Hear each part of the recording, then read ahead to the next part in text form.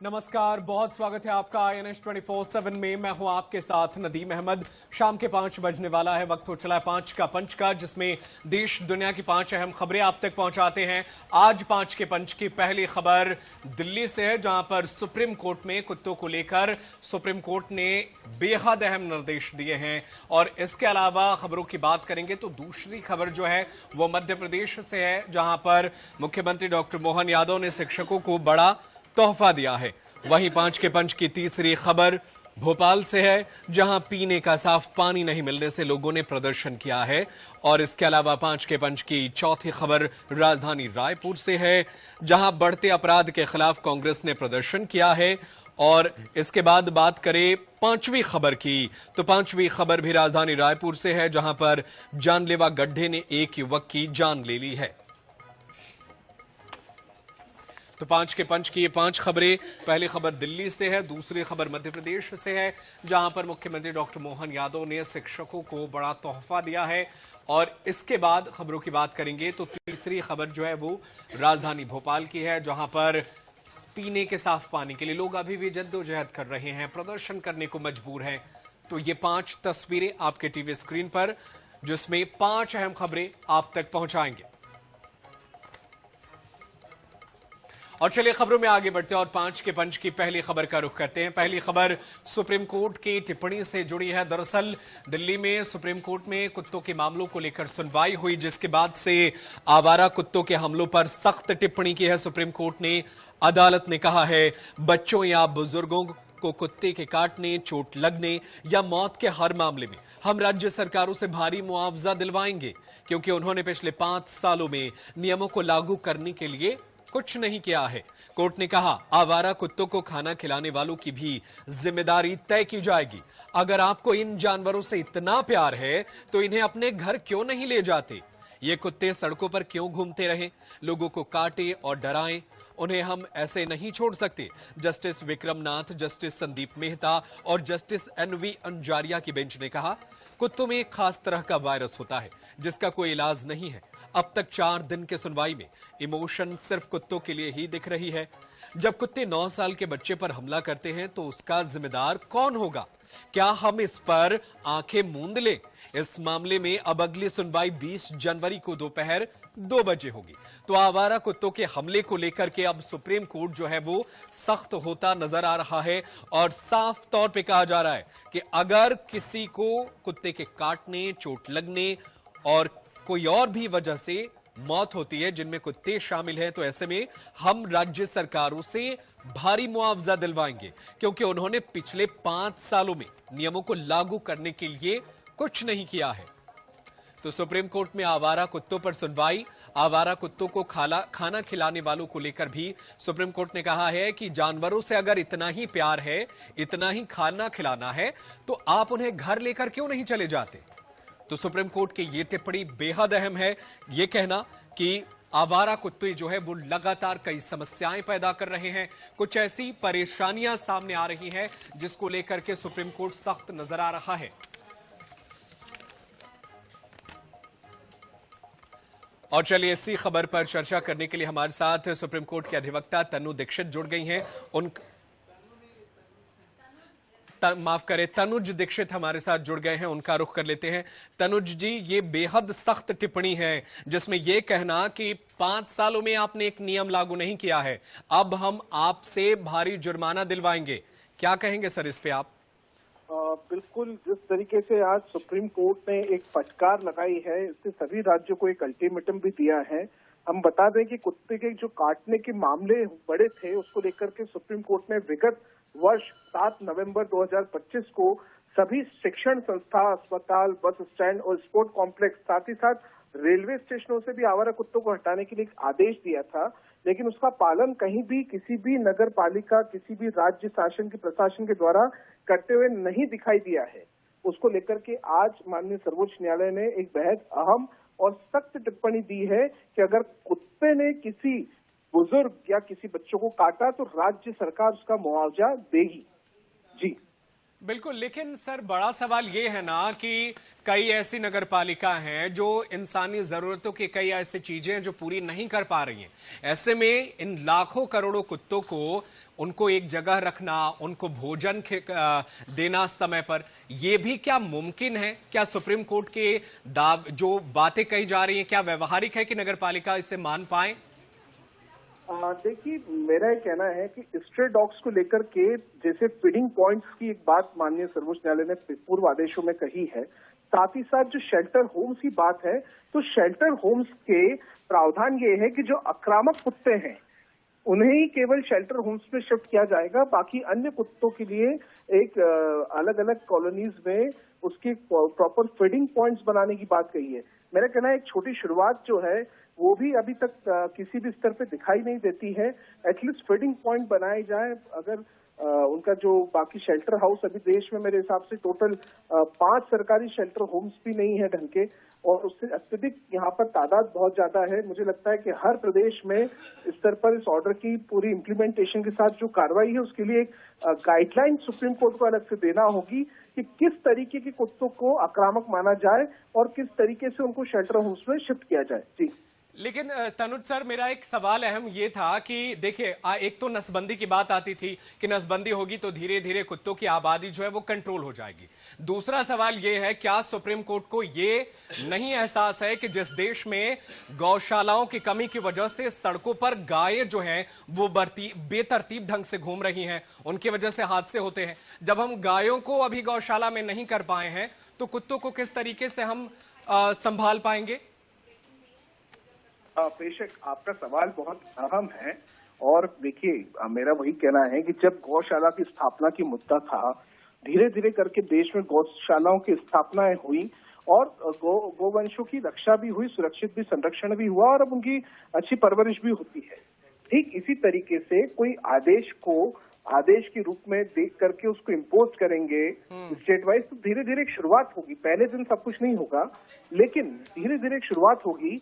इस तरीके के डॉग्स को शेल्टर मिलेगी, प्रॉपर केयर मिलेगी, प्रॉपर टाइमली फूड मिलेगा, धीरे धीरे वो चीजें डेवलप होंगी।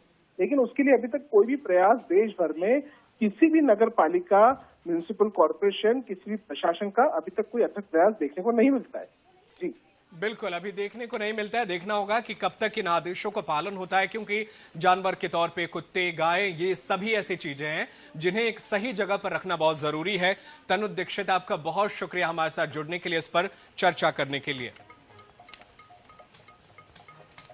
तो सुप्रीम कोर्ट में कुत्तों को लेकर के सख्त टिप्पणी के साथ इस मामले की सुनवाई हुई और कोर्ट ने साफ तौर पे कहा है कि कुत्तों को अगर सरकार जो है वो सही से नहीं रखती है तो ऐसे में उनसे मुआवजा दिलवाएंगे अगर किसी भी प्रकार की हिंसात्मक जो है घटना निकलकर सामने आती है। और चलिए खबरों में आगे बढ़ते हैं और 5 के पंच की दूसरी खबर का रुख कर लेते हैं। दूसरी खबर मध्य प्रदेश से है, जहां पर शिक्षकों के लिए मध्य प्रदेश की मोहन सरकार ने बड़ी खुशखबरी दी और बड़ा फैसला जो है वो लेकर सामने आई। दरअसल बताया ये जा रहा है कि शिक्षकों के लिए बड़ा फैसला लिया गया है। राज्य सरकार ने चौथा वेतनमान मंजूर कर लिया है, जिसमें 35 साल की सेवा पूरी कर चुके शिक्षकों को लाभ मिलेगा। इस निर्णय से राज्य के 1 लाख से ज्यादा शिक्षक सीधे लाभान्वित होंगे।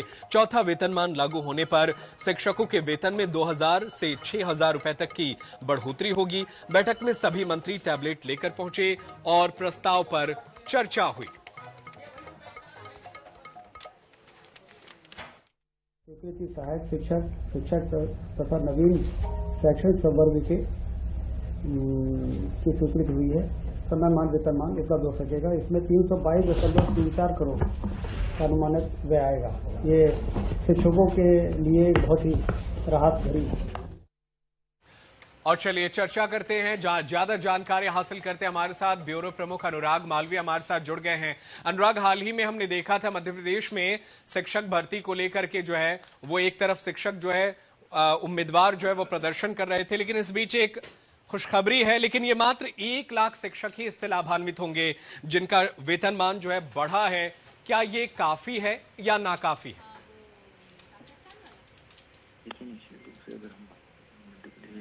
तो ये बहुत महत्वपूर्ण है। अनुराग, मेरी आवाज आप तक पहुंच पा रही है? ये एक लंबा इंतजार है, लंबी मांग थी और पिछले 2 साल में हम देखें तो तो 2 स्तर पे वेतनमान की वृद्धि हुई है, पहले तीसरा और दूसरा चौथा। तो 2 साल के भीतर 2 बेहतर वेतन वृद्धियां मिली है, तो निश्चित रूप से कहीं ना कहीं इसको ये कहीं नहीं कह सकते कि नाकाफी है, और काफी उत्साह और खुशियां भी है। लगभग 1.25 लाख जो शिक्षक हैं उनको इसका फायदा मिलने जा रहा है। जी, बहुत शुक्रिया सर हमारे साथ जुड़ने के लिए, जानकारी के लिए। तो भोपाल में जो है ये बड़ी खुशखबरी निकलकर सामने आई है कि शिक्षकों को अब जाकर के चौथा वेतनमान मंजूर कर लिया गया है और इससे 1 लाख शिक्षकों को फायदा होगा। 2000 से लेकर 6000 रुपए तक की बढ़ोतरी होगी।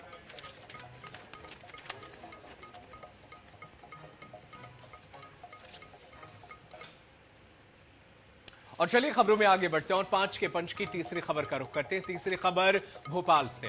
दरअसल हाल ही में दूषित पानी की वजह से इंदौर में क्या कुछ हुआ हम सब ने देखा। INS 24/7 ने लगातार ये खबर भी आप तक पहुंचाई, लेकिन अब दूसरी खबर जो है भोपाल से, जहां पर लोग साफ पानी के लिए मशक्कत कर रहे हैं, उन्हें प्रदर्शन का रास्ता अख्तियार करना पड़ रहा है। दरअसल यहां पर भी दूषित पानी की वजह से जो है वो मामला गर्म है।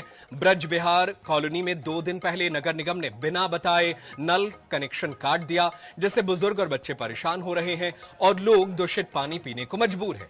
इस समस्या को लेकर ब्रज बिहारी कॉलोनी के लोग जो हैं वो नगर निगम के बाहर जोरदार हंगामा कर रहे हैं।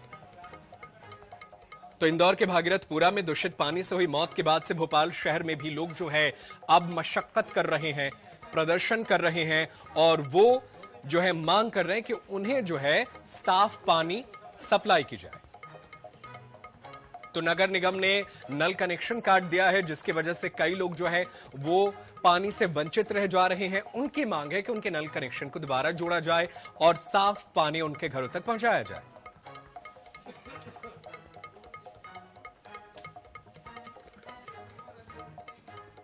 तो इंदौर के भागीरथपुरा में दूषित पानी से हुई मौत के बाद भोपाल शहर में भी गंदे पानी की सप्लाई को लेकर के मामला गर्म है और यहां पर भी लोग जो है अपने हक को जो है वो सड़कों तक लेकर आए हैं, अपनी आवाज बुलंद कर रहे हैं और मांग कर रहे हैं कि इनका नल कनेक्शन जो है जोड़ा जाए, इन्हें साफ पानी दिया जाए। भोपाल के ब्रज विहार कॉलोनी का ये पूरा मामला है, जहां पर लोग जो है प्रदर्शन कर रहे हैं नगर निगम के बाहर और मांग कर रहे हैं कि नगर निगम इनके नल कनेक्शन को दोबारा जोड़े, साफ पानी दे।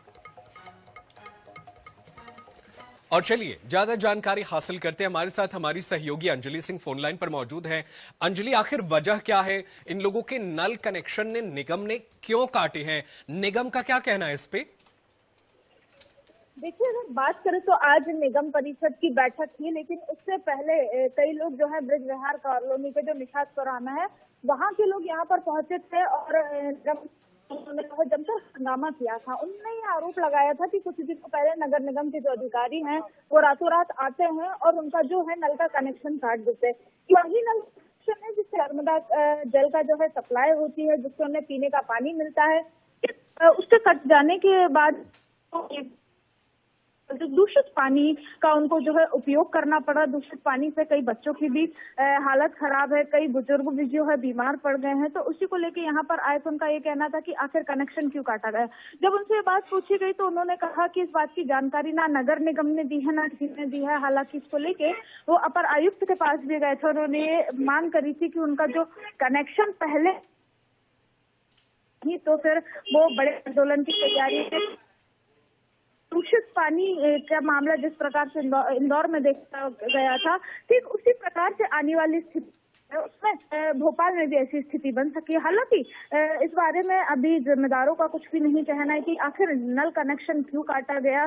जब लोगों के पास शुद्ध जल पहुंच रहा था तो उन तक ये व्यवस्था लागू क्यों नहीं की जा रही है। जी बिल्कुल, आप नजरें बनाए रखिएगा। बहुत शुक्रिया अंजलि सिंह तमाम जानकारी के लिए।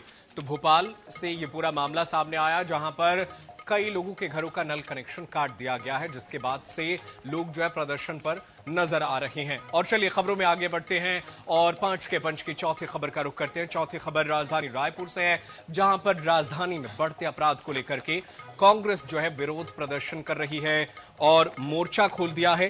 तेलीबांधा इलाके में हुई हत्या और आपराधिक घटनाओं के विरोध में जिला कांग्रेस कमेटी मंगलवार सड़क पर उतरी। तेलीबांधा थाने के सामने विरोध प्रदर्शन किया। कांग्रेस नेताओं का कहना है कि राजधानी में अपराध लगातार बढ़ रहे हैं, लेकिन पुलिस और प्रशासन अपराध रोकने में पूरी तरह नाकाम साबित हो रही है। कांग्रेस ने ऐलान किया है कि अब जिस भी थाना क्षेत्र में आपराधिक घटना होगी, उसी थाने के बाहर कांग्रेस कार्यकर्ता प्रदर्शन करेंगे। तो हाल ही में जिस तरीके से राजधानी रायपुर में अपराध के मामले बढ़े हैं, इसको लेकर के विपक्षी दल कांग्रेस जो है वो सड़कों पर नजर आ रही है और प्रदर्शन कर रही है। और चलिए ज्यादा जानकारी आप तक पहुंचाते हैं। हमारे साथ हमारे सहयोगी मोहम्मद हसन जुड़ गए हैं, उनका रुख कर लेते हैं। हसन, अपराध के खिलाफ जो है वो कांग्रेस प्रदर्शन करती हुई नजर आ रही है, क्या कुछ कहना है और भविष्य में क्या और भी ज्यादा उग्र होकर आंदोलन करने की तैयारी है क्या कांग्रेस की? बिल्कुल अजीम, देखिए प्रदेश के साथ साथ राजधानी रायपुर में जिस प्रकार से लगातार आपराधिक घटनाएं जो है वो बढ़ती जा रही हैं, इसको लेकर के कहीं ना कहीं अब कांग्रेस जो है वो सड़कों पर उतर गई है। कांग्रेस के द्वारा लगातार प्रदर्शन किया जा रहा है।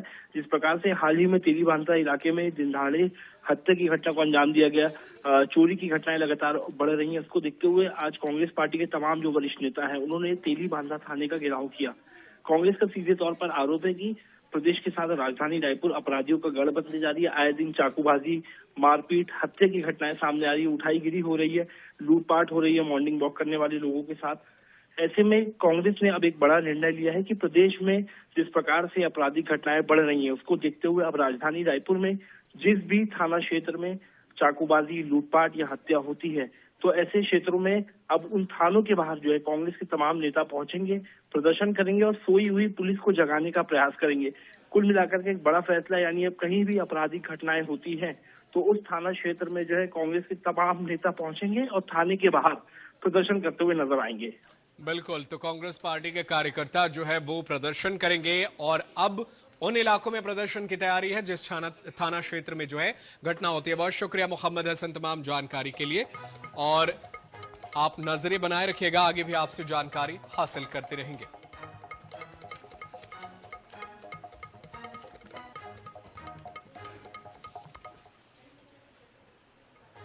और चलिए खबरों में आगे बढ़ते हैं और 5 के पंच की 5वीं और अंतिम खबर आप तक पहुंचाते हैं। खबर राजधानी रायपुर से है, जहां पर एक युवक की इसलिए जान चली गई क्योंकि सरकारी लापरवाही इसके पीछे एक बड़ी वजह रही। रोड पर लगातार गड्ढे हो रहे हैं और ये गड्ढे जो हैं वो लोगों की जिंदगी पर भारी पड़ रहे हैं। लोक निर्माण विभाग की लापरवाही के चलते एक युवक की जान चली गई है। मीरपुर इलाके में ओवर ब्रिज निर्माण के लिए खोदे गए खुले गड्ढे में गिरने से बिहार के निवासी मुन्ना कुमार की मौके पर ही मौत हो गई। घटनास्थल पर न तो बैरिकेडिंग थी, न चेतावनी बोर्ड और न ही रोशनी की कोई व्यवस्था थी। गड्ढा करीब 20 फीट गहरा था और पानी भरा होने के कारण युवक को गंभीर चोटें आईं। मृतक का निजी कंपनी में एक काम करता था और रात की ड्यूटी के लिए जा रहा था। हादसे के बाद प्रशासन सक्रिय हुआ और गड्ढे के आसपास अब चेतावनी संकेत और सुरक्षा घेरा लगाया गया है। यह घटना शहर में सुरक्षा मानकों की अनदेखी पर गंभीर सवाल खड़े करती है। राजधानी रायपुर के हीरापुर इलाके में ओवरब्रिज के निर्माण कार्य के लिए सड़क पर जगह जगह गड्ढे खोदे गए। तस्वीरें आपको दिखा रहा हूं, ये हीरापुर मार्ग की है, जहां पर सड़क पर आप देख सकते हैं किस प्रकार गहरा गड्ढा खोदा गया। लेकिन कहीं ना कहीं पीडब्ल्यूडी विभाग की एक बड़ी लापरवाही के चलते एक युवक जो कि यहां से जा रहा था देर रात में, वो गड्ढे में गिर गया और उसकी मौके पर ही मौत हो गई। बताया जा रहा है इस निर्माण कार्य के चलते जो सड़क पर स्ट्रीट लाइट्स लगाई गई हैं उसे भी बंद कर दिया गया है। ऐसे में देर रात अंधेरे में जब यहाँ पर किसी प्रकार का कोई बैरिकेडिंग, कोई चेतावनी का संकेत नहीं लगाया गया था, यही वजह थी कि देर रात एक व्यक्ति जो इस रास्ते से गुजर रहा था वो गड्ढे में गिर गया और उसकी मौत हो गई। तस्वीरें आपको दिखा रहा हूँ, आप देखेंगे काफी व्यस्ततम सड़क है ये, गाड़ियां लगातार यहाँ पर आना जाना करती है, कई गाड़ियां तो रॉन्ग साइड भी चल रही हैं। अब जब एक युवक की यहाँ पर मौत हो जाती है तो उसके बाद इस इलाके में जो है आप देखेंगे तो यहाँ पर गड्ढे को जो है वो घेर दिया गया ताकि कोई अनहोनी ना हो। लेकिन सवाल इस बात का उठता है, क्या प्रशासन को इस बात का इंतजार था कि कोई युवक यहाँ पर गिरे, कोई दुर्घटना हो और किसी की मौत हो, उसके बाद ही प्रशासन जो है वो कहीं ना कहीं जागता है। तस्वीरें दिखा रहा हूँ, ये घटना होने के बाद आप देख रहे हैं इसे शेड और इसके आसपास जो है वो घेराबंदी की जा रही है और अब जाकर के यहाँ पर सावधान का जो चेतावनी का बोर्ड है वो लगाया गया है। क्या प्रशासन को इस बात का इंतजार था कि एक युवक जो यहाँ से जा रहा था उसकी मौत हो जाए, उसके बाद कहीं ना कहीं अब प्रशासन जागा है।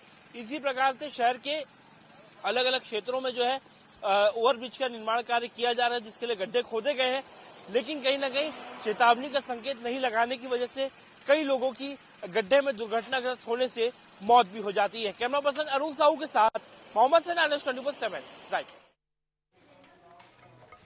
और चलिए इस बीच एक बड़ी खबर आप तक पहुंचाते हैं। राजधानी रायपुर से बड़ी खबर है। राजधानी रायपुर के देवेंद्र नगर इलाके में 10 लाख रुपए की उठाई गिरी। फ्लैक्स प्रिंटिंग कारोबारी की कार का कांच तोड़कर 10 लाख नकदी और एप्पल मोबाइल समेत टैब चोरी। बाहरी उठाई गिरी गैंग सक्रिय हुआ है। राजधानी रायपुर में गंज थाने में FIR दर्ज की गई है। इस वक्त की बड़ी खबर आप तक पहुंचा रहे हैं राजधानी रायपुर के देवेंद्र नगर इलाके से, जहां पर 10 लाख रुपए की उठाईगिरी का मामला सामने आया है। और चलिए ज्यादा जानकारी हासिल करते हैं। हमारे साथ हमारे सहयोगी मोहम्मद हसन फोनलाइन पर मौजूद हैं। हसन, देखिए अभी हाल ही में हमने खबर दिखाई थी कि लगातार अपराध बढ़ रहा है, कांग्रेस प्रदर्शन कर रही है। इस बीच एक और मामला सामने आ गया है और इसमें 10 लाख रुपए की चोरी हुई है। क्या कुछ कार्रवाई हो रही है इस मामले में? बिल्कुल, देखिए राजधानी रायपुर में अपराध के जो आंकड़े हैं वो लगातार बढ़ती जा रही है। खास तौर पर गुंडे बदमाशों के साथ साथ अब जो बाहरी गैंग है, उठाईगिरी करने वाला गैंग है, चोरी करने वाला गैंग है, वो कहीं ना कहीं राजधानी में सक्रिय है। और जो बड़े कारोबारी हैं उनको जो है कहीं ना कहीं निशाना बनाया जा रहा है। ये जो घटना है कल 12 जनवरी शाम की बताई जा रही है, लगभग 6:30 बजे के आसपास की, जहां पर जो देवेंद्र नगर इलाका है वहां पर एक फ्लैक्स प्रिंटिंग का जो कारोबारी है वो अपनी कार में पहुंचता है। उनकी गाड़ी में एप्पल का मोबाइल, लैपटॉप समेत नगद पैसे जो है वो रखे हुए रहते हैं। जैसे ही कारोबारी वहां से उतरता है कुछ अपने काम के लिए, इसी दौरान कोई लगभग 2 से 3 लोग वहां पर पहुंचते हैं, कार का शीशा फोड़ते हैं और उसमें रखे नकदी पैसे, लैपटॉप, मोबाइल समेत कई सारी चीजें जो है उठा करके फरार हो जाते हैं। फिलहाल इस मामले का CCTV भी सामने आया है। जिस प्रकार से जो लोगों की पहचान हो रही है, कहीं ना कहीं इसमें ये अंदेशा लगाया जा रहा है कि ये जो गैंग है वो छत्तीसगढ़ के बाहर का है, अंतर्राज्यिक कोई गैंग है जिसने टारगेट बना करके पहले रेकी करके उठाईगिरी की घटना को अंजाम दिया है। फिलहाल पुलिस मामले की जांच में जुटी हुई है। साथ ही साथ साइबर सेल क्राइम की टीम को भी जो है उठाईगिरी के मामले में ये जो आरोपी फरार हैं इनकी पहचान कर इनको ढूंढने का प्रयास जो है वो लगातार किया जा रहा है। बिल्कुल ढूंढने का प्रयास किया जा रहा है, लेकिन देखना होगा कब तक आरोपियों की गिरफ्तारी होती है। बहुत शुक्रिया मोहम्मद हसन तमाम जानकारी के लिए। आप नजरें बनाए रखिएगा, आगे भी आपसे जानकारी हासिल करते रहेंगे। तो राजधानी रायपुर में ये मामला सामने आया है जिसमें 10 लाख रुपए की उठाईगिरी का ये मामला है। फ्लैक्स प्रिंटिंग का कारोबार करते हैं पीड़ित और उनके दुकान से ये इस घटना को अंजाम दिया गया है। कारोबारी की कार का कांच तोड़कर इस वारदात को अंजाम दिया गया। आरोपी CCTV कैमरे में कैद हो चुके हैं। पुलिस पूरे मामले की जांच पड़ताल कर रही है। तो राजधानी रायपुर में लगातार जो है वो ऐसे मामले सामने आ रहे हैं। दूसरी ओर कांग्रेस भी प्रदर्शन कर रही है और प्रदर्शन करके अपराध में कमी की मांग कर रही है सरकार से। फिलहाल 5 के पंच में आज के लिए इतना ही। खबरें लगातार जारी है। आप देखते रहिए INS 24/7। धन्यवाद।